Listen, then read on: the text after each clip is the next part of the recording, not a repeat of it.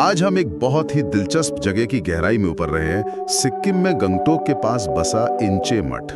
जी हाँ, ये गंगटोक के आध्यात्मिक इतिहास का एक अहम हिस्सा है। हमारे पास एक स्रोत है, एंचे मठ, गंगटोक का आध्यात्मिक हृदय, और हम इसी से कुछ खास बातें समझने की कोशिश करेंगे। बिल्कुल, इस मठ का इतिहास, मान्यताएं, कला, काफी कुछ है जानने को। हाँ, और हमारा मकसद भी यही है कि इसकी कहानी को समझें। और शुरुआत एक बड़ी अनोखी बात से करते हैं। अच्छा, कौन सी बात? इसका नाम एकांत मठ है, और कहते हैं कि इसका संबंध एक ऐसे लामा से था जो उड़ सकते थे। हाँ, लामा द्रुपद होप कारपो की कहानी बहुत मशहूर है। तो चलिए इसी पे और बात करते हैं। स्रोत कहता है कि मठ 1909 में बना, पर लगता है कहानी इससे भी पुरानी है ना? हाँ बिल्कुल, मतलब जो आज हम इमारत देखते हैं वो तो 1909 की है, सीक्योंग तुलकू के समय की। अच्छा, पर इसकी जो नींव है वो दरअसल 1840 के दशक में रखी गई थी, 8वें चोग्याल ने। ओह, तो काफी पहले। जी, और उसी नींव ने गंगटोक को, जो तब एक छोटा सा गांव था, एक तीर्थ स्थल जैसा बना दिया। तो गंगटोक के लिए ये शुरू से ही महत्वपूर्ण रहा। हाँ, ये और एक और मठ, ये गंगटोक के सबसे पुराने और अहम मठों में से हैं। और वो उड़ने वाले लामा वाली बात, वो क्या कहानी है? सुनने में बड़ी रोमांचक लगती है। हाँ, वो कहानी सीधी इस जगह की पवित्रता से जुड़ी है। लामा द्रुपद होप कारपो।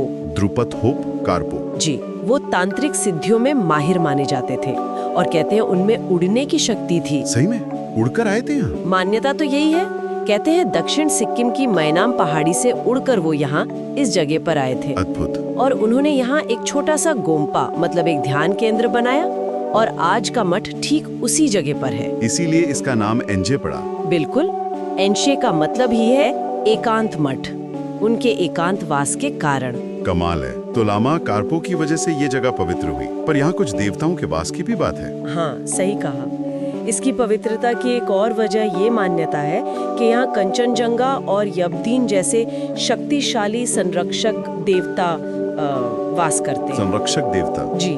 और एक किंवदंती तो ये भी है कि गुरु पद्मसंभव ने खुद इन आत्माओं और महाकाल को यहीं वश में किया था। गुरु पद्मसंभव ने? वाह। हाँ, तो ये दिखाता है कि कैसे बौद्ध धर्म ने स्थानीय मान्यताओं को भी अपने साथ जोड़ा। इसीलिए शायद गैंगटॉक के लोगों के लिए ये इतना महत्वपूर्ण है। बिल्कुल, उनके लिए ये सिर्फ एक इमारत नहीं, बल्कि एक जीवित आस्था का केंद्र है। मानते हैं कि ये देवता इच्छाएं पूरी करते हैं। वाकई इतिहास, कहानी, आस्था, सब कुछ जुड़ा हुआ है। अच्छा, ये मठ किस बौद्ध परंपरा से है? ये वज्रयान बौद्ध धर्म के निंगमा संप्रदाय का है। निंगमा, हाँ, ये सबसे पुरानी शाखा मानी जाती है ना? जी हाँ, बिल्कुल। और यहाँ मुख्य रूप से बुद्ध लोकीशर्या, स्त्रोत में यही नाम लिखा है, शायद अवलोकितेश्वर का स्थानीय रूप हो। अच्छा, लोकीशर्या। हाँ, और गुरु पद्मसंभव की पूजा होती है। मठ में करीब 90 भिक्षु भी रहते हैं। 90 भिक्षु, काफी बड़ा समुदाय है। जी, और ये पेमायांग से मठ के तहत आता है। अंदर से मठ कैसा दिखता है? स्रोत में कला और वास्तुकला की बात थी। हाँ, अंदर से काफी भव्य है। जो बड़ा प्रार्थना हॉल है, उसकी दीवारें वो पूरी तरह से चित्रों और भित्ति चित्रों से सजी हुई हैं। पूरी दीवारें? किस तरह के चित्र? उनमें 4 धर्मराजा हैं, चारों दिशाओं के देवता हैं, और महायान बौद्ध देवता हैं। बहुत रंगीन और विस्तृत। और खंबे, खिड़कियां? हाँ, छत को संभालने वाले 4 बड़े खंभे हैं, उन पर बहुत ही बारीक नक्काशी है, कमाल की कारीगरी है। खिड़कियां भी बहुत सजी हुई, रंगीन है। मतलब अंदर एक अलग ही माहौल होगा। बिल्कुल। और ऊपर एक चमकता हुआ सुनहरा गुंबद है, और हाँ, एक अलमारी में पुरानी पांडुलिपियां भी रखी हैं। पांडुलिपियां भी? अच्छा। और इनके अलावा और क्या खास है मठ में? वहाँ मुखौटों का एक बहुत बड़ा संग्रह है, पारंपरिक मुखौटे। मुखौटे किस लिए? उनका इस्तेमाल वार्षिक चाम नृत्य में होता है।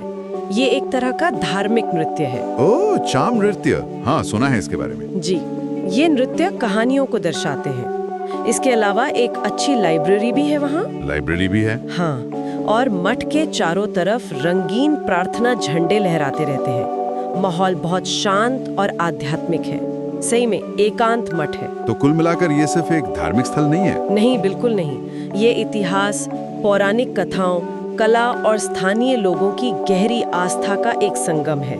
इसका एकांत होना, लामा कारपो की कहानी, देवताओं में विश्वास, ये सब मिलकर इसे बहुत खास बनाते हैं। वाकई एक ही जगह में कितना कुछ समाया हुआ है। इतिहास, अध्यात्म, लोक कथाएं, सब कुछ जानना बहुत दिलचस्प रहा। और ये हमें सोचने पर भी मजबूर करता है ना?